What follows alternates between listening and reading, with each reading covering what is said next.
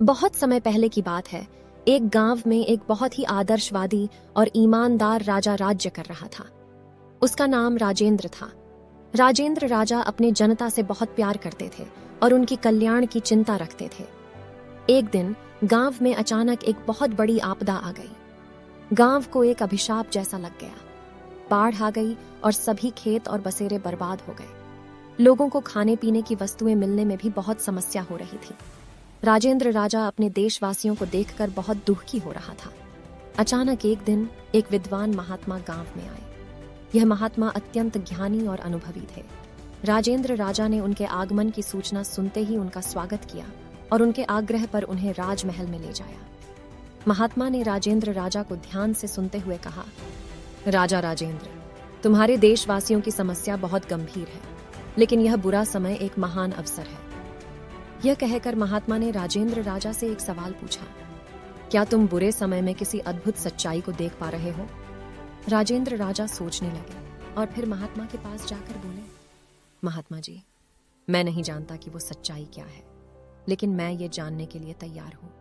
मुझे बताएं कि मैं इसे कैसे खोज सकता हूं। राजेंद्र राजा ने विश्वास के साथ कहा, महात्मा जी, कृपया मुझे बताएं कि मैं इस सच्चाई की तलाश कैसे कर सकता हूं। महात्मा ने उसका हाथ पकड़ा और कहा, राजेंद्र, बुरा समय जब आता है तो व्यक्ति के अंदर नई शक्तियां जागृत होती हैं। ये वो समय होता है जब व्यक्ति अपने सीमाओं को पार करता है और नए रास्ते खोजता है। तुम्हारे देशवासियों के साथ हुए यह बुरे समय में एक मौका है ताकि तुम उनकी मदद कर सको और एक नई सच्चाई को खोज सको। राजेंद्र राजा ने महात्मा के शब्दों को समझा और सोचने लगा। फिर उसने महात्मा से कहा, महात्मा जी, मुझे लगता है कि आप सही कह रहे हैं। मैं इस आपदा का उपयोग करके अपने देशवासियों की मदद करने का निर्णय लेता हूँ। राजेंद्र राजा ने अपने सभी समर्थकों को एकत्रित किया और संगठित ढंग से गांव के लिए योजना बनाई। उन्होंने जनता को विभाजित करके प्रत्येक व्यक्ति को एक काम के लिए निश्चित किया। राजेंद्र राजा ने सोचा कि इसके द्वारा उनकी जनता सहायता में लगेगी और सभी एक दूसरे की मदद करेंगे। वे एक संयुक्त प्रयास द्वारा समस्या का समाधान करने की योजना बनाने लगे। जनता में समर्थन बढ़ा और एकता का आदर्श साकार हुआ।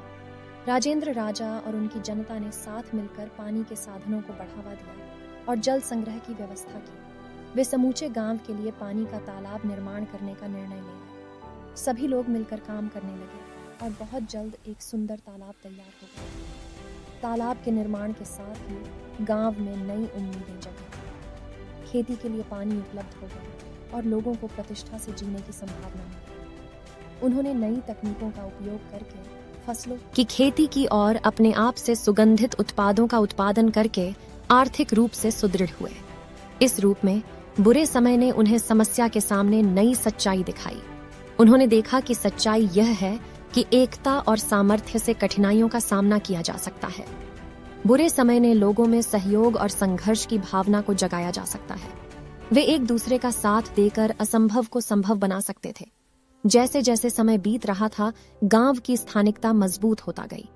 राजेंद्र राजा ने स्वयं को एक प्रशासक के रूप में नहीं, बल्कि अपने लोगों का सेवक के रूप में स्थापित किया। उन्होंने न्याय के माध्यम से समाज में सुधार किए और अधिकारों को सुरक्षित किया। बुरे समय के बाद गांव ने नई पहचान बनाई। वहां शांति, समृद्धि और समानता का वातावरण था। लोग एक दूसरे का साथ देते थे और उनके बीच अद्भुत एकता थी। सभी ने बुरे समय में दिखाई गई सच्चाई को गहराई से समझा और उसे अपने जीवन का महत्वपूर्ण हिस्सा बनाया।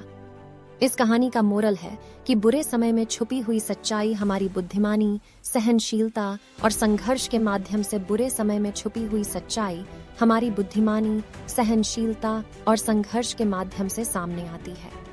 ये सच्चाई हमें अपनी क्षमताओं और सामर्थ्य का एहसास कराती है, जो हमें बुरे समय में उभरने की शक्ति देती है।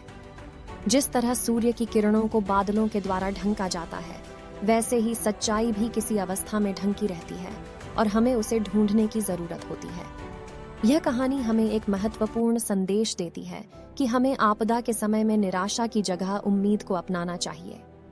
जितना हम आपदाओं में डूबते जाते हैं, हमें अधिक संघर्ष करने की जरूरत होती है और सच्चाई का पता लगाने के लिए निरंतर प्रयास करना होता है। दोस्तों, आपको ये कहानी अच्छी लगी हो तो वीडियो को लाइक करें और चैनल को सब्सक्राइब जरूर करें ताकि आपको ऐसी वीडियो हर रोज मिलती रहे तो मिलते हैं ऐसी ही एक नई कहानी के साथ। तब तक के लिए till the time take care.